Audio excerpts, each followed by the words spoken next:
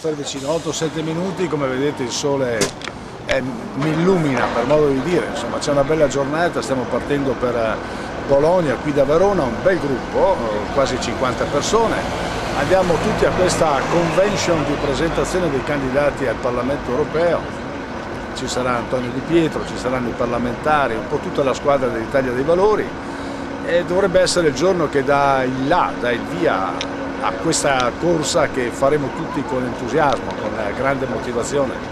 Andiamo a Bologna.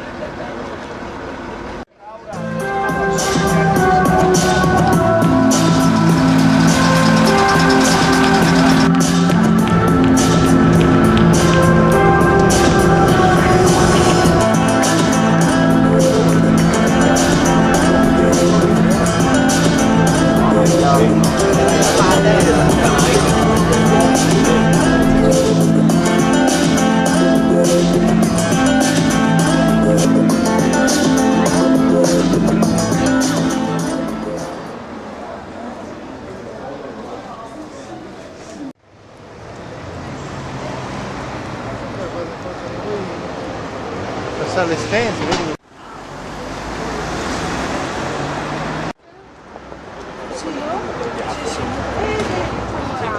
Questa è una bella giornata di sole, è una bella giornata di sole anche per Italia dei Valori. Presentiamo tutti insieme con Antonio Di Pietro i nostri candidati per le elezioni.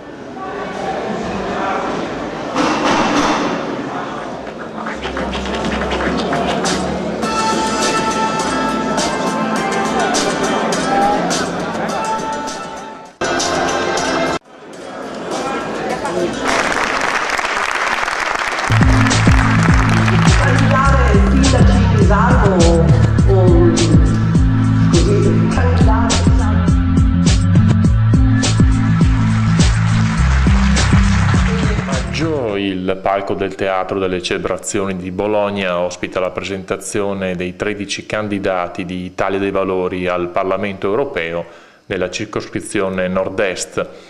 Per i nomi veneti, oltre a Gustavo Franchetto, sono presenti l'ex sindaco di Mira del veneziano Roberto Marcato e il leader ambientalista della provincia di Treviso Andrea Zanoni. Nel novero dei candidati c'è anche l'ex magistrato Luigi De Magistris, che era assente a Bologna. Tra gli altri nomi più conosciuti certamente Sonia Alfano, figlia di una vittima della mafia, e il giornalista del Corriere della Sera Carlo Vulpio. Nella legalità, nella politica fatta dai cittadini. Oggi non è così. Perché l'operato di un gruppo di potere al governo ci spinge sempre più lontano dagli altri paesi e dallo sviluppo economico. Il 6 e 7 giugno torniamo in Europa con Italia dei Valori. E adesso la parola al Presidente dell'Italia dei Valori, il nostro leader Antonio Di Pietro.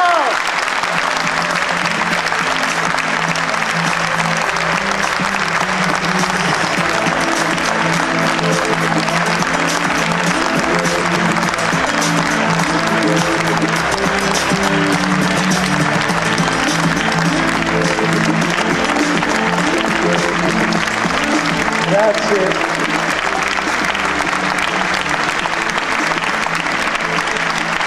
Tenetene un po' di riserva per l'8 giugno, perché anche allora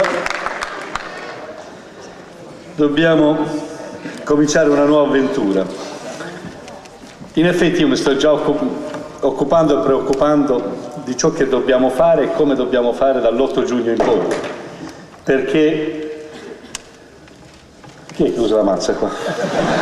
L'esponente del Partito Democratico per lamentarsi del perché noi abbiamo successo. Cioè, ma non è per caso perché il Corriere della Sera non aiuta ad invertire il processo, perché c'è un processo di degenerazione democratica in atto che molti non vogliono capire. Se è vero come è vero che il sistema della giustizia è totalmente ridotto allo sfascio, perché nonostante tutto il grande lavoro che stanno facendo forze dell'ordine, polizia e magistrati, all'esito finale e alla certezza del diritto alla certezza della pena non si arriva da nessuna parte. E se è vero come è vero che coloro che fanno il suo dovere, il proprio dovere, come De Magistris, Forleo e tanti altri, ne pagano le conseguenze, non sono diciamo così, messi in condizione di lavorare.